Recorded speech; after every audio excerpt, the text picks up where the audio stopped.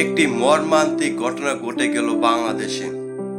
একজন মা তার 3টি সন্তান এবং তার 3টি সন্তানকে সে উচ্চ শিক্ষিত করেছিল। একজন থাকে কানাডা, একজন সচিবালয়ে চাকরি করে, আরেকজন বাংলাদেশের ভালো একজন বিশ্ববিদ্যালয়ে চাকরি করে।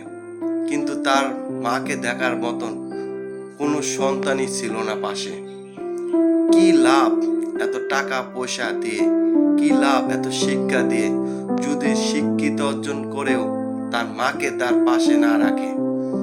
এই মাটি 7 দিন আগে মারা গেছে, কিন্তু তার সন্তানেরা তার কোনো খোঁজ খবর নেয়নি। এমনই অবস্থা হয়ে গেছিল, তার লাশটি পচে ফুলে গেছে এবং লাশটি দিয়ে একটা প্যাকেটে ভরবে, সেটা ভরার ভিতরে কোনো পজিশনটাই ছিল না। এতই কন্ডিশন, এত খারাপ ছিল, তা বলে আপনাদেরকে বোঝানো যাবে না। আমি ভিডিওটা দেখে আমার কাছে খুবই খারাপ লাগলো, এতটাই খারাপ লাগলো যা বলে বোঝাতে পারবো না। এমন সন্তান বাংলাদেশের মাটিতে আর যেন জন্ম না হয়, এবং কারণ এই সন্তান কোনো লাভ নেই এই দুনিয়াতে থেকে। এই সন্তানকে আপনার উচিত, যেটা বাংলাদেশ দেশে শাস্তি দেওয়ার সেটা দেওয়া উচিত। কেন এই কাজটি করলো তার মার সাথে, কেন এই করলো? একজন মা তার সন্তানকে কত কষ্ট করে এই পৃথিবীতে লালন পালন করে বড় করে, 10 মাস 10 দিন তাকে গর্ভধারণ করে এবং তাকে জন্ম দেয়, এবং ছোট্টবেলা থেকে তাকে অনেক কষ্ট করে লালিত পালিত করে শিক্ষিত করে। কি লাভ যদি তার সন্তানেরা তাকে না দেয়? এমন সন্তান এই দেশে আর দরকার নেই।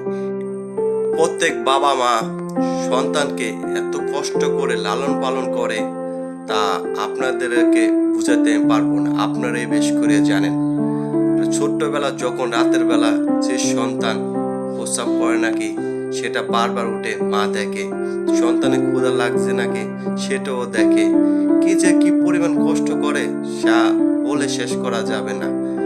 আমরা আল্লাহর কাছে দোয়া করি এমন সন্তান যেন বাংলাদেশে আর না জন্ম হয়, এবং আল্লাহ যেন এদেরকে এ দুনিয়াতে শাস্তি দিয়ে এ দুনিয়া থেকে তাদেরকে ধ্বংস করে আল্লাহ নিয়ে যায়। তাদের টাকা পয়সা অর্থনীতি দিয়ে আল্লাহ তাআলা ধ্বংস করে দেয়।